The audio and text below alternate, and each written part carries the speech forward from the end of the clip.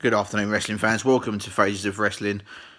This is my review on what possibly was the worst pay-per-view of 2019 so far, the Clash of Champions.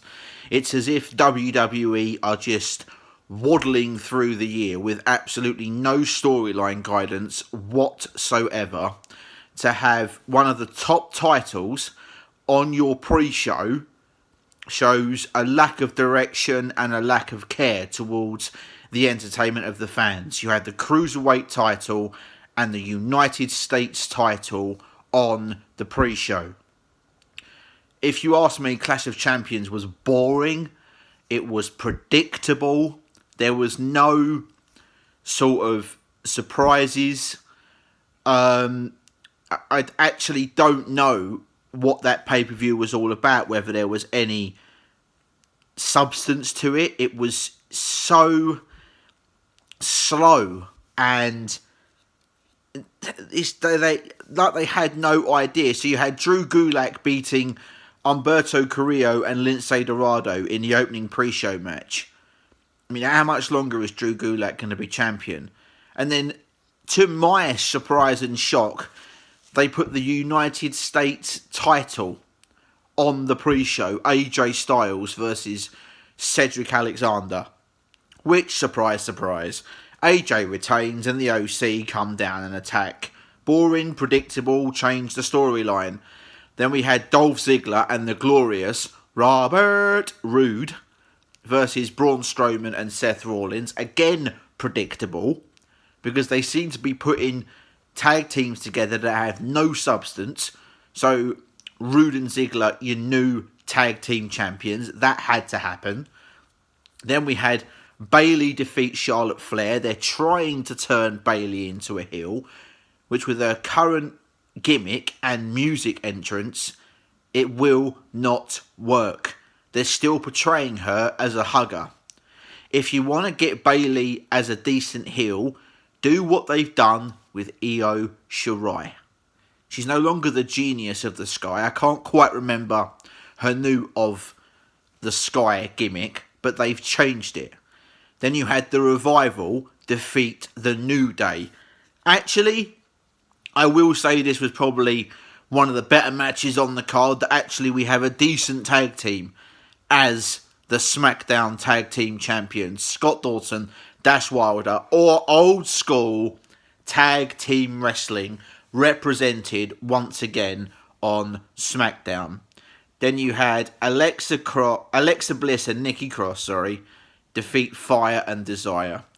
My mind, the women's tag team titles is a waste of time, because they just put it on two individuals that they've got no plans for and just leave them by the side until they plug together another decent female tag team.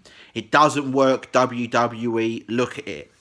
Now, another thing that doesn't work is this somewhat spokesman role they've put Sami Zayn in for Shinsuke Nakamura. Shinsuke Nakamura can speak English. It's not great, but he can still speak it. He doesn't need Sami Zayn. Anyway, boring match again. Outside interference from Zayn. Nakamura beats The Miz. Then you had Sasha Banks defeat Becky Lynch by disqualification because Becky lost her marbles again. Great representation for the Raw Women's Champion, WWE. Really well done there.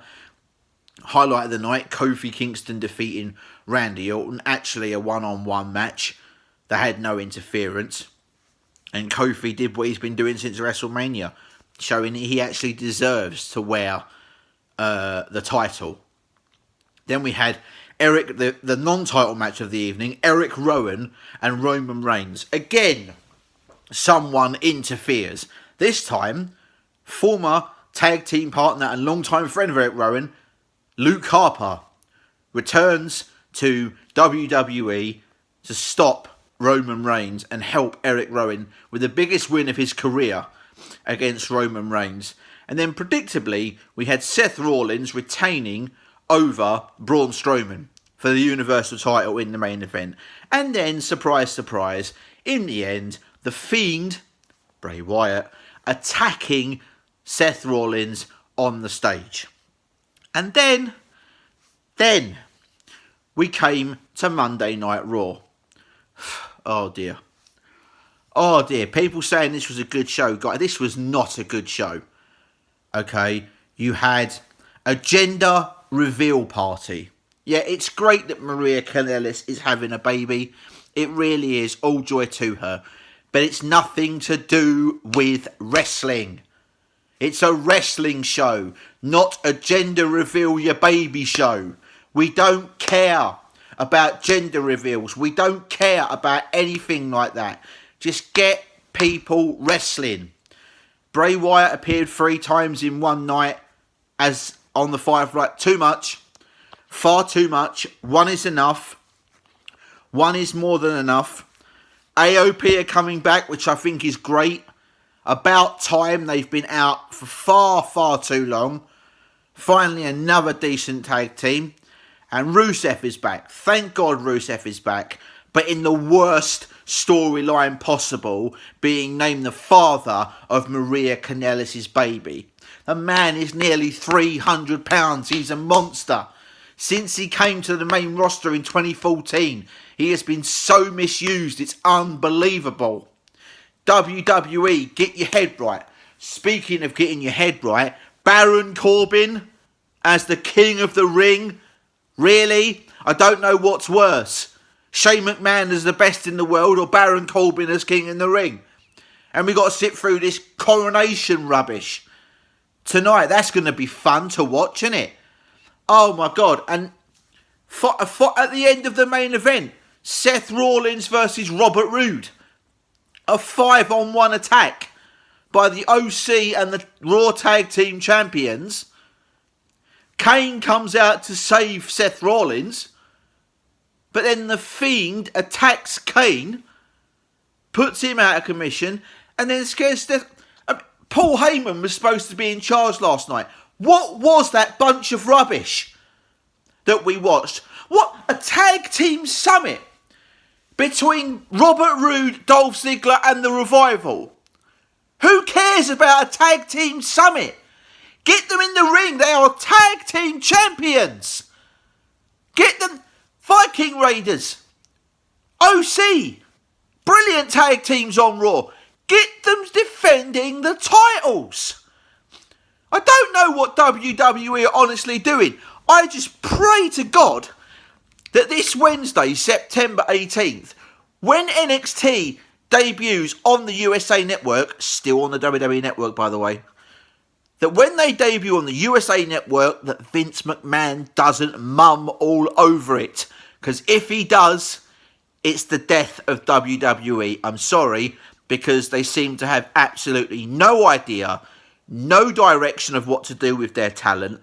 And if Vince doesn't mum all over over NXT, NXT will take over Raw and SmackDown as WWE's flagship show. Let me know your thoughts, guys, in the comments posted below.